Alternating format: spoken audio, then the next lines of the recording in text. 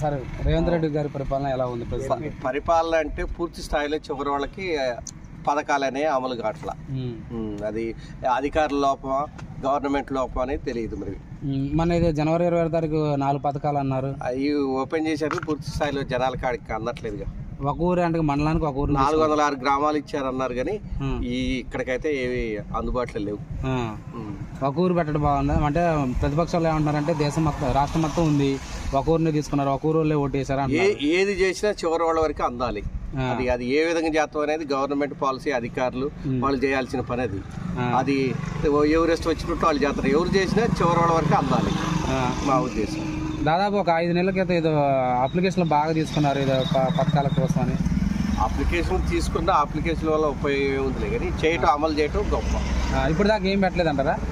తీసుకున్నారు కానీ దానివల్ల ఇప్పుడు మనం చేసేటప్పుడు అందరికి అందాలిగా. ఉచిత బస్సు అని అవి చేశారు, అవి నడుతున్నాయి. నడిచే వాటిని ఉచిత కరెంట్ నడుస్తూనే ఉంది. ఇది 200 యూనిట్లు ఫ్రీ అంటగా ఫ్రీ నడుస్తూనే ఉంది. రైతు భరోసా డబ్బులు లేదంట. రైతు భరోసా డబ్బులు రాలా, వస్తున్నాయి అంటున్నారు కొంతమంది. నిన్న మా 26వ తారీఖు బర్త్డే అన్నారు. నిన్న 26వ తారీఖు ఎవరికి బర్త్డే? 406 గ్రామాల్లో బర్త్డే. రుణమాఫీ కూడా చేసినట్ట. రుణమాఫీ 60% అయింది. 2 లక్షలు 40% ఆగింది అన్నమాట నిలబెట్టిండంటారా? ఇక మేము అన్న మాటలతోనే అర్థమవుతుందిగా. 40% కాలే 60% అయిందంటే ఎక్కువ జనాలకి ఆమోదయోగ్యమైంది. మరి ఫిబ్రవరిలో ఎలక్షన్లు పెడతారంట స్థానిక సంస్థలు, పంచాయతీ ఎలక్షన్లు. ఎవరు గెలిచినా డబ్బులు ఉన్న వాళ్ళు గెలుతారు, మళ్ళీ కాంగ్రెస్ లో పోయేవాళ్ళు. టీఆర్ఎస్ అయినా టీఆర్ఎస్ లో గెలుతారు, ఓట్లు వేస్తారు. కొంతమంది ఆసక్తి ఉన్నాడు, వాడు ఏం చేస్తాడు, డబ్బులు కడిపోతాడు. ఈ ఏడ గెలితే ఉంది, ఏం చేసిన రేపు అంతే. టీఆర్ఎస్ అయినా అంతే, కాంగ్రెస్ అయినా. 8 మంది ఎమ్మెల్యేలు గెలిచారు, ఎడిపోయారు, మళ్ళీ కాంగ్రెస్ లోకే పోయారుగా. డబ్బులు కాడికే పోయారు. అధికారం ఎట్టుంటే అటే వెళ్ళిపోయారు. రేపు కూడా స్థానిక సంస్థల్లో కూడా ఎక్కువ మెజార్టీ టీఆర్ఎస్ కి ఒకవేళ వ్యతిరేకత పడి వేసినా మళ్ళీ కాంగ్రెస్ పార్టీ అధికార పార్టీలోకి పోవాలి. పోతేనే మరి ఆ కాసిన కూర్చులో డబ్బులు వస్తాయి, ఆ నిధులు రాకోకుండా ఉంటే ఆయన మట్టి గెలిచి అది పరిస్థితి అనమాట. అయితే రుణమాఫీ చేసిన దాంట్లో 60% 70% చేసినా కూడా అత్యున్నత లాస్ట్ వరకు అందితే అది రుణమాఫీ చేసినట్టు. కేసీఆర్ కి వ్యతిరేకత ఎందుకు వచ్చింది? రుణమాఫీ చేయకని 5 సంవత్సరాలు రుణమాఫీ చేయాలి. నువ్వు చేస్తామని నీకు ఓట్లు వేసారు, చేస్తే నీకు కూడా లాస్ట్ మూమెంట్ కాడికి వచ్చారు కదా, చివరికి అందలా. చివరి రాలా, కొంతమందికి రాలా. మరి వాళ్ళు బాధపడుతున్నారు. వాళ్ళకి ఏదైనా ఈకేవైసీ కానీ ఏం చేసుకోలేదు. ఈకేవైసీ అన్ని కాదండి, అవన్నీ పల్లెటూరు స్థానిక నాయకత్వం దాన్ని పట్టించుకొని చెయ్యాలి. ఎవరు ఇక్కడ ఎవరైతుండో మాకు డిప్యూటీ స్పీకర్ గారు ఉన్నారు, ఆయన దగ్గర తీసుకుపోవాలి. డిప్యూటీ సీఎం ఉన్నాడు, ఆయన దగ్గర తీసుకుపోవాలా.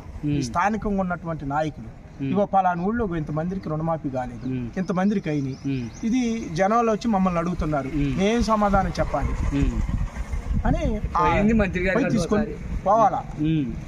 అది కూడా కాలేదంటారు.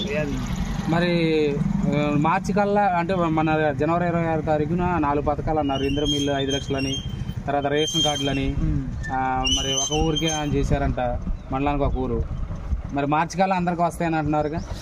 మార్చి కల్లా అందరికి వస్తాయని చెప్తున్నారు. అందరికి వస్తేనే వెయిట్ చేయటమే కాదు, అది అప్పటిదాకా ఇప్పుడు ఉన్నటువంటి ప్రజలు అప్లికేషన్ పెట్టారు. కొంతమంది కార్డు రాలేదంటున్నారు, కొంతమంది ఇల్లు రాలేదంటున్నారు. అవన్నీ రేపు ఆ మార్చి కల్లా పూర్తి అయితే లేదనేది ఆ స్థానిక సంస్థలో తేలిపోయింది. ప్రజెంట్ ఏమైనా ఉందా, పాజిటివ్ ఉందా నెగిటివ్ ఉందా గవర్నమెంట్ మీద, కాంగ్రెస్ గవర్నమెంట్ మీద? 50-50%. 50-50 ఏమన్నారా? బస్సులు పెట్టారుగా, ఉచిత బస్సులు పథకం అది నడుస్తూనే ఉన్నాయి. మరి ఫ్రీ కరెంట్ నడుస్తూనే ఉంది. నాకు వచ్చిందండి ₹1,00,000 రుణమాఫీ, నాకే అయింది. ₹1,00,000 రుణమాఫీ అయింది. గృహజ్యోతి వచ్చింది, తర్వాత వచ్చేసి ఫ్రీ కరెంట్ వచ్చేసింది. గ్యాస్ తర్వాత రైతు ఉండే బోనస్ పడ్డాయి. మాకు ఎంత వచ్చింది బోనస్? నాకు ₹36,000 బోనస్ పడ్డాయి.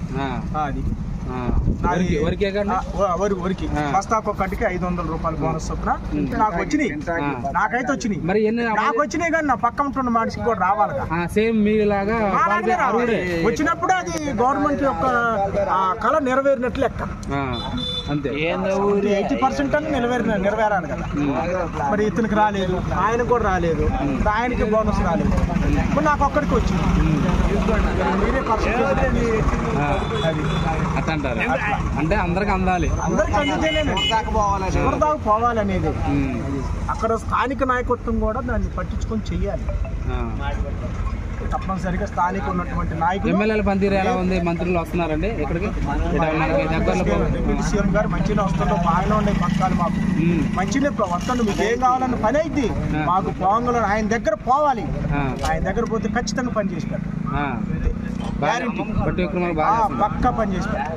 పనిచేసే నాయకుడు ఆయన దగ్గరకు సమస్యను ఆయన దగ్గర ఇక్కడ నుంచి తీసుకుపోయే స్థానిక నాయకత్వం పట్టించుకొని చేయాలి. ఆయన దగ్గర పోతే అయిపోయినట్టు. ఖచ్చితంగా పని నాకు ఇది కావాలి సార్, నాకు ఈ పని ఉంది అని పోయి నువ్వు ఖచ్చితంగా అడగాలి. అడిగింది పలాను ఈ పని ఉంది, మేము పోలేము సామాన్యం, మేము పోవాలంటే ఎట్లయినా ఆయన పరిచయం ఉంటా. మేము ఒక నాయకుడి దగ్గర ఆ నాయకుడి దగ్గర మా ఊళ్ళో ఇట్లాంటి పరిస్థితులు ఉన్నాయి, ఇలా ఉన్నాయి చెప్పి చేపించుకుంటే చేసే నాయకుడు ఆయన. మొత్తానికి అయితే రేవంత్ రెడ్డి గారికి మీరు 100కి ఎన్ని మార్కులు ఇస్తారు చెప్పండి? ఇప్పుడున్న ప్రజెంట్ ఇప్పుడున్న సిచ్యువేషన్ లో 100కి 70% 70 వేస్తారు. అయితే స్థానిక ఎలక్షన్ లో నెట్టుకు రాగలుగుతారు అయితే గ్యారంటీ. అధికార పార్టీలో కాబట్టి ఖచ్చితంగా అదో ఇదో కార్డు ఇవ్వాలి. రేపు ఆయన కాడికి పోతే కార్డు ఎత్తడో ఈడు అంటాడు, మాట సపోర్ట్. మరి తర్వాత ఇంకేదైనా పని ఉంటుంది. ఇక మళ్ళీ ఆయన దగ్గర ఆ నాయకుడి దగ్గరికి పోవాలనే ఆలోచన ఉన్నప్పుడు 70% అయితే నాకైతే సంతృప్తికరంగానే ఉన్నది.